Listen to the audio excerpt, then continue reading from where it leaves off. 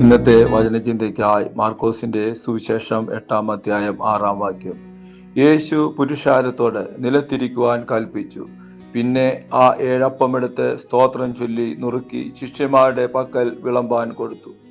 നമ്മുടെ യേശു കർത്താവ് തൻ്റെ കരത്തിൽ എന്ത് വഹിച്ചാലും അതിനെ വെറുതെ കളയുകയില്ല, മറിച്ച് മറ്റുള്ളവർക്ക് അനുഗ്രഹമായി തീർക്കും എന്ന സത്യം പരിശുദ്ധാത്മാവ് ഇവിടെ വെളിപ്പെടുത്തുകയാണ്. ആ 7 അപ്പം യേശുവിൻ്റെ കയ്യിലായിരുന്നപ്പോൾ അതിന് ഒരു വലിയ നിയോഗമുണ്ടായിരുന്നു, ആയിരങ്ങളെ തൃപ്തിപ്പെടുത്തുക എന്ന നിയോഗം. അതുപോലെ തന്നെ ഇന്ന് കർത്താവിൻ്റെ കരുത്തിലിരിക്കുന്ന നമ്മൾ ഓരോരുത്തരെ കുറിച്ചും കർത്താവിന് ഒരു നിയോഗമുണ്ട്. അതുകൊണ്ട് ഏത് ജീവിത സാഹചര്യത്തിലൂടെ നാം കടന്നു പോയാലും നമ്മൾ യേശുവിൻ്റെ കരുത്തിലാണ് ഇരിക്കുന്നതെന്ന് ഉറപ്പ് നമുക്കുണ്ടായിരിക്കണം. തൻ്റെ കരുത്തിലിരിക്കുന്ന അപ്പം എന്ത് ചെയ്യണമെന്ന് തീരുമാനിച്ചത് യേശുവാണ്. നുറുക്കണോ, തലോടണോ, വിളമ്പണോ എന്നൊക്കെ തീരുമാനിക്കുന്നത് യേശു മാത്രമാണ്. അതുപോലെ എൻ്റെയും നിങ്ങളുടെയും ജീവിതത്തിൽ അടുത്തത് എന്ത് സംഭവിക്കണമെന്ന് തീരുമാനിക്കുന്നത് ഈ ലോകമോ മനുഷ്യരോ പൈശാചി ശക്തികളോ ഒന്നുമല്ല, നമ്മുടെ ജീവിതത്തിൻ്റെ പരമാധികാരിയായ യേശു മാത്രമാണ്. നമ്മൾ അവൻ്റെ കയ്യിൽ ഇരിക്കുന്നത് കൊണ്ട് നമ്മുടെ ജീവിതം ഒരിക്കലും പ്രയോജനമില്ലാതാക്കുവാൻ അവിടുന്ന് ആരെയും അനുവദിക്കുകയില്ല. ദൈവത്തിൻ്റെ പദ്ധതിയിൽ നമുക്ക് വ്യക്തമായ ഒരു സ്ഥാനമുണ്ട്.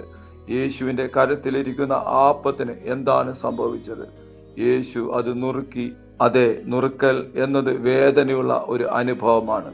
നമ്മുടെ ജീവിതത്തിലും ചില നൊമ്പരപ്പെടുത്തുന്ന, വേദനപ്പെടുത്തുന്ന ചില നുറുക്കങ്ങൾ ഉണ്ടാകാം. ചിലപ്പോൾ നമ്മൾ ആഗ്രഹിക്കാത്ത ജീവിത സാഹചര്യത്തിലൂടെ കർത്താവ് നമ്മളെ കടത്തിവിട്ടേക്കാം. എന്നാൽ ശ്രദ്ധിക്കുക, നുറുക്കൽ അവസാന വാക്കല്ല. അപ്പത്തെ നുറുക്കിയത് പാഴായി കളയുവാനല്ല, മറിച്ച് വിളമ്പുവാൻ വേണ്ടിയാണ്. ആ നുറുങ്ങിയ അപ്പമാണ് ആയിരങ്ങൾക്ക് ആശ്വാസവും തൃപ്തിയും നൽകിയത്.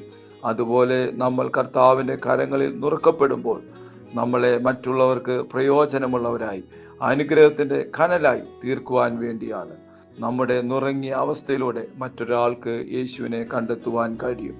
കർത്താവ് നമ്മളിൽ എന്തു ചെയ്താലും അത് മറ്റുള്ളവർക്ക് അനുഗ്രഹമായി തീരുവാൻ വേണ്ടിയാണെന്നുള്ള ഉറപ്പോടെ നമുക്ക് മുന്നോട്ട് നീങ്ങാം. കർത്താവിൻ്റെ കരം നമ്മെ തലോടിയാലും, കർത്താവിൻ്റെ ഹിതത്തിനായി നമ്മെ നുറുക്കിയാലും ഓർക്കുക, നമ്മൾ പാഴായി പോകുവാനുള്ളതല്ല, നമ്മൾ അനുഗ്രഹമായി തീരുവാൻ വേണ്ടിയാണ്. ഈ വിശ്വാസത്തോടും പ്രത്യാശയോടും കൂടെ നമുക്ക് ഒരുമിച്ച് ഈ പ്രഭാതത്തിൽ പ്രാർത്ഥിക്കാം. സ്വർഗീയ പിതാവേ, ഞങ്ങൾ ഒരുമിച്ച് പ്രാർത്ഥിക്കുന്നു. അങ്ങയുടെ കരങ്ങളിൽ ഞങ്ങളെ ഒരിക്കൽ കൂടെ ഭാരമേൽപ്പിക്കുന്നു. ഞങ്ങൾ നുറുക്കപ്പെട്ടാലും അങ്ങയുടെ ഇഷ്ടം ഞങ്ങളിലൂടെ നിറവേറ്റണമേ. ഞങ്ങളെ അനേകർക്ക് അനുഗ്രഹമായി തീർക്കണമേ. ആമേൻ.